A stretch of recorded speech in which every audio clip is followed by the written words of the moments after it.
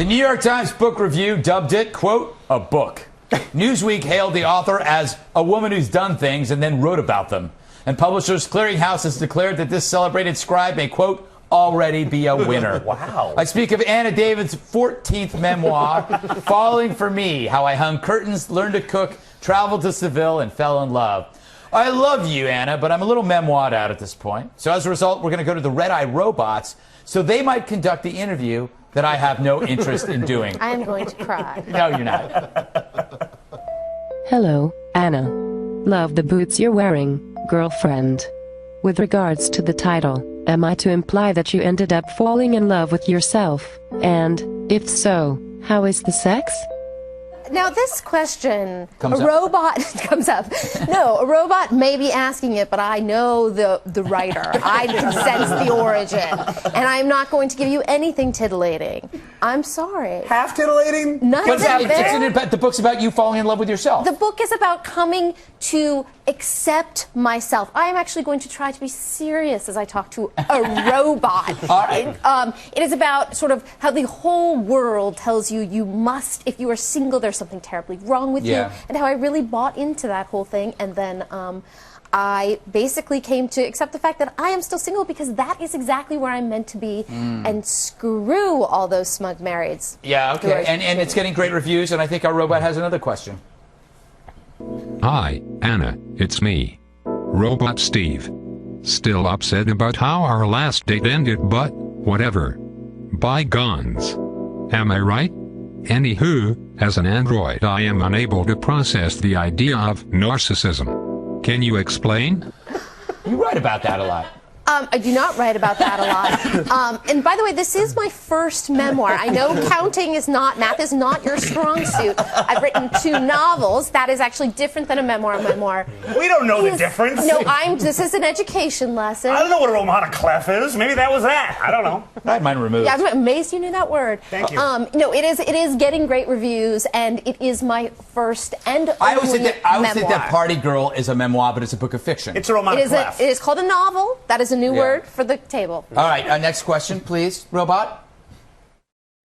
Hi Anna, I really enjoyed your take on female sexuality in the last article you wrote about female sexuality. Tell me, as a writer, how do you manufacture drama in your life so as to fill up yet another interminable chapter? He's a jerk. I hate that robot. That robot's never coming on again. You know what? You don't have to answer that question if you don't want to. I'm getting that this is all about Greg, your sadness that you have written 2 books and that I dwarf you with my 4. But I think I've written 4 books. 2 that have seen the light of day. And it's not easy. It's not hard to dwarf Greg. Yes. Come on. No, but Dwarves dwarf me. This is an issue for you in therapy. This is not an issue for you to work out with, hidden hostility. Do you actually think I wrote these questions? I didn't. Let's just go to the next one. The robots thing. Hello Anna, as one who was built in early June of the last millennium, I too am a Gemini, just like you. Crazy, right? Seriously. I read that all Geminis are crazy. I know I often malfunction and kill humans, at random, and without remorse. Do you suffer from the same bloodlust, fellow Gemini? That is a question I am asked so often. Yes. It really is uncanny, and the answer I always give is yes, but I know how to hide it. That's good. You got one last question, and this is an important one. Hello, Anna. I am told that your book is available at Barnes & Nobles, everywhere. Is this true? Robots are unable to detect lies, and are therefore very gullible. It happens to be true. It's at Barnes & Noble. No longer at Borders being out of business, Right. but it's at Walmart and Target and all sorts of places. McNally, Jackson, all kinds of places. These are stores, fellas. These are things you read. I blame the Borders going down on the robots. Yes. I think that they don't read. By the way, I did not write those questions. They wrote themselves. No, Yes. no. They were written by the robots. Let's just say whoever wrote them is closer to you than you think. There's a robot in here? Yes. There's a a robot in here? This is a no robot zone. I don't know. Don't look at me. I don't know what's going on. Where am I? Let's go break. Anna David's new book, Falling for Me, is getting rave reviews, and it's available now. Go out and pick it up. I'm sure you'll love it. It'll probably become a big movie or a TV show, or a big movie / TV show. So he feels guilty. We close the... Welcome back. Let's find out if we've gotten anything wrong so far. For that, we go to Andrea Tantaros. Hi, Andrea. You can technically, I guess, call me Andy if my name's Andrea. Oh, that's true. Okay, so Greg, yes. You mentioned Dana Milbank from the Washington Post, and you questioned whether or not that was really his name. Yes. It is his name. It just sucks. Oh. I confirmed it. Oh, very good. Now, Anna, you asked if President Biden was given this task, if this was the sole thing in his portfolio, right, handling a big Iranian terror crisis, right? Yes. He also had the stimulus. He was in charge of the stimulus. Remember, that was a big bleeping deal, and you see how well he handled that. Yes, so true. He does have other things in his portfolio, and the annual Kielbasa Festival. I checked it out. That's what he calls it. Right. Well, that's what you guys at Red Eye call a lot of different things, which I'll confirm later. Well done. Rick, you mentioned that Rachel Maddow works for GE. Was that not true?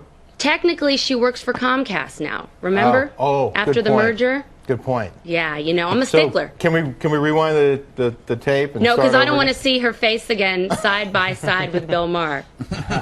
Okay, Joe, you said that the Wall Street protesters are not for anything. You said they're against everything. Yeah. That's not true. They're for solar panels and Ben & Jerry's and body odor. I looked at some of the signs. I confirmed them.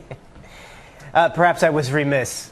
Yeah. They're for a lot of things down there. A lot of things that are actually illegal. Yeah, none of the things that generate income for anyone, unfortunately. Hey, some of them are getting $600. That's more than we're getting a night. You know what I'm saying? For what?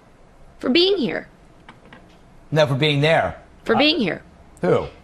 On the show. How much? We're not getting paid. Yeah, but how are they getting $600? Unemployment? Oh, George Soros. Oh, right. Man, See, Greg, even you said on our show, you said, see, they're against capitalism until they get the money. Yeah. Right. Okay, Joe, you also said the saying was, starve a fever, feed a cat. Feed something many along cats. those lines. Or eat a cat, possibly. I'm not sure. Well, it's starve a fever, feed a cold, and then the real saying is the only good cat's a dead one. Oh, terrible. Terrible. You would never say that at 5 o'clock. Apologize to all the cat lovers. You were going to get so much mail. I'm going to send Just some. kidding. I had a cat named Kukla, which meant Dolly in Greek. My mom accidentally ran her over. No wonder you're angry. Bill, what do you have against the word childish? I'm pro-adultish, okay? I believe that's legal to say. But not credible. First of all, I didn't say it. Iran said it. I was just commenting that I don't like word repetition. Well, Yeah. I thought you had a problem with the word. I don't got a beef. Got it. I'm Okay. fine with all the children and their childish ways. Just keep them away from me. Oh, got it. Okay. Now, Pinch, I have an issue with you. Yes. Pinch, you asked. Rarely questions, but go on. Pinch, you asked if Andy Levy was alive or dead, and if anybody knew the truth. Yes. I wanted to get to the bottom of that. Guess what? My reporters have better things to do. We don't know. And do we care? Well, I'll tell you, I'm told he's about as yellow and jaundiced as a back issue of me in the 60s. But So being that's the not a time- good sign. But being the Times, you'd write that and not confirm it anyway, right? My dear, your comments are as bankrupt as the country from whence your forefathers are from. True. At least we're having a good time, though, which is more than I can say for the folks over at the New York Times. May I remind you that you're speaking to a puppet. That's true. That's true. I shouldn't take it so seriously. Yes. All right. Greg, you said that porn sites have gotten a free ride. Yes. Isn't that what they want? Nicely done. Tantaros is on fire. I'm trying. Wow. I was trying to make a moral point, and apparently it's lost on everybody. No, we got it. We got it. I'm just confused that you're actually against porn. I just think that too much of a good thing is a bad thing, especially when it's free and it's coming into your house nonstop. You should have a way to control it, especially if you have kids in the house, which I often do when I'm entertaining. I do. I have nieces and nephews. And childish cocktail parties. Right. Now, Rick, Great. Yes? you also said you also seemed outraged at this opt-in. Yes. Very upset. I could see that. I could see you're very, very upset about the whole thing. I'm not opposed to porn. I just don't think it's a big deal if you have to tell them you want it, as opposed to getting it automatically. Oh, right. Right. Okay. What? Next question. I can't believe anything you're saying, but I guess I have to. By the way, Anna- Comcast is a pretty big company, too, and if I had my iPhone, I could Yeah. Google it, but they took it away from me before I came out here. Oh, okay. We'll That's work on that. That's because some people like Mike Baker wouldn't turn off their phones. Hey, Anna, Yeah. how can you think Mark Ruffalo's hot? Do you know what he looks like? I'm just saying, I'm comparing him to also many of the protesters. Okay. It's all relative. That makes sense. That makes sense. That is a sexy man. You Oh, gotta back that's me the on most that. He's the only overrated. one that showered. You want me to do my And we don't even know that. You want me to do my Mark Ruffalo impression? Yes. It's this. And by the way, what? That's what Mark Ruffalo. He's like a That's male Renee Zellweger. This is this. And Let's see who finally, does every role. I can't see. Oh, that's lovely. That's lovely, Bill. Jealousy Don't quit speaks your day volumes. job. Oakman. And Greg, Yes. lastly, you said that cleaning the chimney isn't a euphemism. As far as I know. Yes, it is. Go to www.urbandictionary.com. There's quite a few definitions. That's good to know. They all boy. involve structures in your house. Well, you could call it that. All right. Especially with the holidays coming up. All right, Greg, that's all I got here. Well done, Andrea. See you at the back end of the show, and that's not a euphemism. All right. Coming.